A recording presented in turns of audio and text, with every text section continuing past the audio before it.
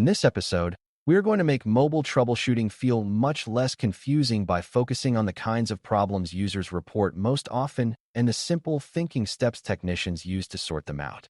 Phones and tablets are supposed to feel easy, so when apps crash, updates fail, a device keeps rebooting, the connection keeps dropping, or the battery drains far too fast, users often feel frustrated very quickly because the device is part of daily life.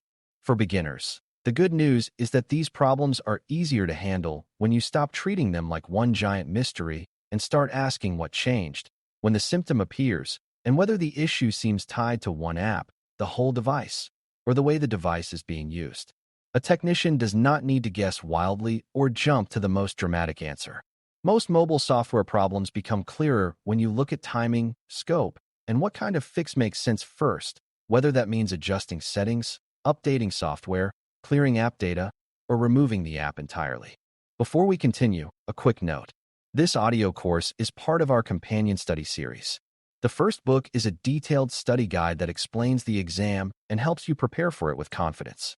The second is a Kindle-only ebook with 1,000 flashcards you can use on your mobile device or Kindle for quick review. You can find both at Cyber.Me in the Bare Metal Study Guide series. A strong first habit in mobile troubleshooting is to figure out whether the problem belongs to one app, several apps, or the device as a whole. If one game crashes, but every other app works normally, that points in one direction.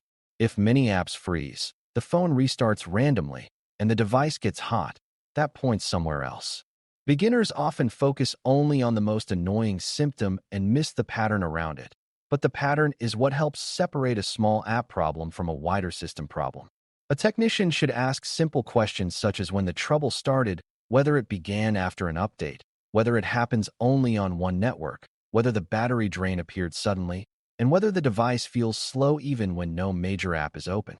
Those questions matter because mobile devices mix apps, network access, battery use, storage limits, and system updates so tightly that one symptom can seem bigger than it really is unless you first decide how broad the problem actually is.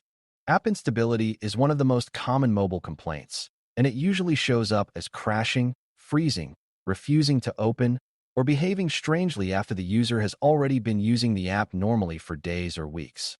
For a beginner, the main lesson is that unstable apps are often not a sign that the entire phone is broken.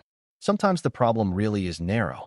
One app may have bad stored data, may not agree well with a recent system change, may have a bug introduced by its latest version, or may be asking the device to do more than that device handles well. A technician should listen for whether the issue is tied closely to one app and whether the rest of the phone still feels healthy. If messages open fine, the browser works, calls are normal, and only one social media or business app keeps failing, then the best thinking starts with that app rather than with the whole operating system. Narrow symptoms usually deserve a narrow first response instead of a full device-level panic. Updates are another major source of mobile trouble because they change the environment the apps depend on. And when that change does not go smoothly, the user often notices right away. A recent update may affect the app itself, the device operating system, OS, or both. For beginners, the easiest way to think about update-related trouble is to ask whether the symptom began soon after something changed. If the phone worked well yesterday, updated overnight, and now one app crashes every time it opens, the update becomes a meaningful clue. That does not mean updates are bad or should be avoided. It means recent change matters in troubleshooting. A technician should look for timing before guessing at deeper causes. Many mobile problems feel mysterious only because nobody asked the user whether an app update, a system update, a new permission request, or a settings change happened right before the trouble started. Once that timeline becomes clear, the next step usually becomes much easier to choose. At the same time, not every update-related complaint is caused by the update alone. Sometimes the update exposes a weakness that was already growing in the background, such as low storage, old app data, poor network conditions, or a device that was already running close to its limits. For beginners, this matters because it prevents oversimplified thinking. A user may say the update ruined the phone, but the real story may be that the device had almost no free space left, too many apps running in the background, or several old apps competing for the same resources. The update may simply have been the moment when those problems became visible. A technician should stay calm here. Recent change is still a good clue, but it is not always the whole answer. The better approach is to ask what changed and then look at whether the device also shows signs of strain, such as slow response, heat, storage pressure, or poor battery behavior, because those details help explain whether the problem is truly about one update or about a device that is already under stress. Reboot cycles can feel especially alarming because users often take them as proof that the whole phone is dying. But the first job for a beginner technician is to decide whether the device is fully stuck in a repeating restart problem or whether it only reboots occasionally during certain activity. A phone that restarts only when one specific app opens gives a very different clue from a phone that keeps restarting before the user can do anything at all. That difference matters because the first case suggests an app-level trigger or a software conflict, while the second case points more toward a broader system issue. A technician should pay attention to when the reboot happens, whether the user can reach the home screen, and whether the behavior started after an update, app install, or major settings change. Those details help reduce guesswork. Reboot problems become easier to understand when you separate random-seeming restarts during use from repeatable restarts tied to startup or tied to one specific action. When a device reboots during a specific task, the task itself becomes part of the clue. If the reboot happens only during video calls, a certain game, or one heavy business app, that suggests the phone may be struggling with that workload or that app rather than failing at a deeper basic level every minute of the day. For beginners, this is useful because it shows how mobile troubleshooting often depends on noticing triggers. A phone that restarts only after a camera-heavy app opens is telling a different story than one that reboots while sitting idle on a desk. The technician should think about what the reboot is connected to. Is it a demanding app, a recent update, a background sync process, or something else that pushes the device harder than normal? If the trigger can be identified, the response can be much more focused. That may mean looking at app updates, permissions, stored data, or removal of one unstable app rather than immediately blaming the whole device or assuming the battery itself is bad. Connectivity failures are another large category, and they become much easier to troubleshoot when you first ask what kind of connection is failing. Users often say the phone has no internet, but that can mean several very different things. It might mean the wireless connection drops, mobile data is weak, one app cannot reach its service, or the phone is connected to a network but still cannot load content reliably. Beginners should understand that connection problems are not all the same problem wearing different clothes. A technician has to ask whether the issue affects one app or all apps, one network or every network, and whether the problem is constant or only appears in certain places or at certain times. Those questions matter because the wrong assumption can send troubleshooting in the wrong direction. A browser failing everywhere is different from a video app failing only on one wireless network, and both are different from a phone that shows connection bars but cannot sync messages properly. A very common beginner mistake is assuming that every connection problem must be fixed by changing the network first. Sometimes that is correct, but sometimes the device or the app is the real issue. If the phone connects well to other wireless networks and only one app still struggles, then the network may not be the main problem at all. If the app fails on both wireless and mobile data, then the pattern points even more strongly toward the app, its settings, or its stored data. A technician should think about whether the connection failure follows the location, follows the app, or follows the device no matter where it goes. That simple thinking helps separate weak signal or poor local network conditions from software behavior on the device itself. It also helps avoid needless changes. Beginners often want one magic button to restore connectivity, but the better path is to decide whether the failure belongs to the network path, the app's behavior, or the broader system's ability to use its connections correctly. Battery drain is one of the most common mobile complaints because users notice it all day long, and it can make the whole phone feel unreliable even when the device still works in most other ways. For beginners, the key lesson is that battery drain is not always caused by a bad battery alone. Sometimes the battery itself is aging, but very often the rapid drain is tied to software behavior, background activity, connection hunting, a bright display, location use, heavy syncing, or one app that is working far harder than the user realizes. A technician should listen for whether the drain appeared suddenly or slowly over time. A slow long-term decline may point more toward normal battery aging, while a sharp sudden change often suggests an app update, system update, settings change, or background process that began using far more power than before. The timing matters because battery complaints often sound like hardware trouble when the real cause is a software or settings issue that changed the device's workload. Heat and battery drain also often travel together, and that gives the technician another useful clue. A phone that gets hot while the battery falls quickly is often doing more work than it should be, whether because of background syncing, constant location checks, unstable apps, poor signal causing repeated connection attempts, or high-demand activity that never settles down. For beginners, the point is not to become obsessed with every warm phone. The point is to notice when the heat matches abnormal drain and does not fit the user's normal pattern of use. If the device is hot while idle, something may be running in the background that should not be. If the drain happens mostly in one location, poor signal may be forcing the phone to work harder to stay connected.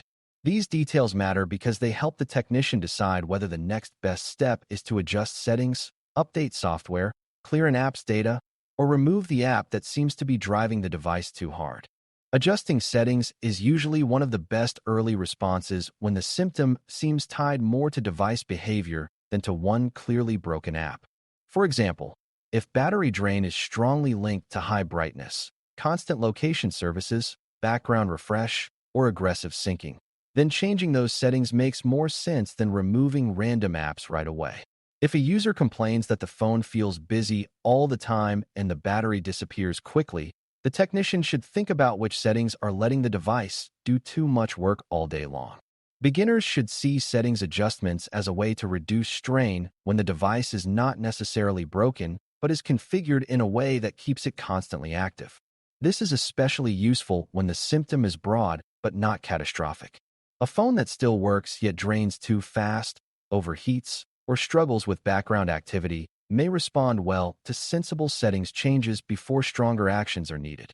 Updating software is the better choice when the symptom lines up closely with known bugs, compatibility problems, or fixes that the app developer or device maker may already have addressed. If an app is crashing because its version no longer works well with the current OS, or if the device itself is missing a patch that improves stability, then updating is not just maintenance. It becomes part of the repair. For beginners, this matters because some users avoid updates out of frustration, even when the update is exactly what could solve the current symptom. A technician should look for situations where the app version is old, the device software is behind, or the problem began after one side updated while the other side did not. Mobile systems depend on apps and the OS working together smoothly. When that relationship gets out of step, crashes, connectivity trouble, and odd behavior become more likely. Updating is the right choice when the best clue points toward compatibility and known fixes rather than toward bad stored data or one deeply unstable app. Clearing app data is most helpful when one app appears damaged, overloaded with bad stored information, or stuck in a state that normal closing and reopening does not fix. Beginners should think of app data as the saved working memory of that app on the device, including settings, temporary information, and other stored content that helps it run faster or remember past activity. Sometimes that stored material becomes part of the problem. The app may freeze, fail to sync, refuse to open correctly, or keep making the same mistake every time it launches because the bad state is saved and loaded again and again. In those cases, clearing the app's data can give it a fresh start. This option makes the most sense when the trouble is narrow, repeatable, and closely tied to one app that otherwise should work on that device. It is more targeted than wiping the whole phone, and it is often more useful than changing broad settings when the real fault appears to live inside one app's stored state. Removing the app becomes the stronger next step when the app remains unstable after more limited actions or when the app itself is clearly the source of repeated trouble. If one app crashes constantly, drains the battery, causes the device to overheat, or behaves badly across multiple attempts to update and clear its data, then leaving it in place may only keep the problem alive. For beginners, uninstalling an app should not feel like a failure. It is sometimes the cleanest and safest way to break the cycle. A technician should especially consider removal when the app is non-essential, recently installed, poorly rated for stability, or no longer supported well. If the device becomes more stable the moment that app is gone, that result also teaches something important about the cause. Removing the app is the right answer when the symptoms keep following that app and narrower fixes have not restored normal behavior. Sometimes the most practical solution is to stop asking a bad app to behave better and simply take it off the device. Good mobile troubleshooting also depends on moving from the least disruptive reasonable step to the more disruptive steps only when the symptom pattern justifies it. Beginners often want to jump straight to the biggest action because they feel pressure to solve the problem fast, but a better technician works in order. If the pattern points to settings strain, adjust settings first. If the problem fits a likely software bug or version mismatch, update first. If one app appears stuck in a bad state, clear its data first. If the app remains the problem after that, remove it. This order is helpful because it protects the user's time and data while still moving steadily toward a fix. It also teaches the technician to match the action to the symptom instead of using the same answer for every complaint. A phone that loses battery fast does not always need the same response as a phone that reboots in one app, and neither one should be treated exactly like a phone that cannot maintain a connection to any service at all.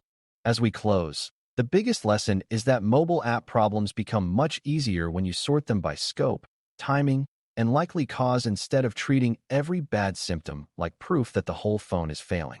If one app is unstable, start by thinking about that app. If the trouble began after a change, use that timing clue. If the phone reboots, ask what triggers it. If connectivity fails, decide whether the issue belongs to the app, the network, or the whole device. If the battery drains too quickly, look for software behavior, background activity, and settings before assuming the battery itself is the only explanation. Then choose the response that fits the evidence. Adjust settings when the device is working too hard. Update software when compatibility or bug fixes are the best clue. Clear app data when one app seems stuck in a bad state. And remove the app when it keeps causing trouble after smaller fixes have failed. That is the simple, calm process that helps beginners troubleshoot mobile devices with much better judgment. Thanks for listening. For more audio courses, daily newsletters, and more, please visit DailyCyber.News.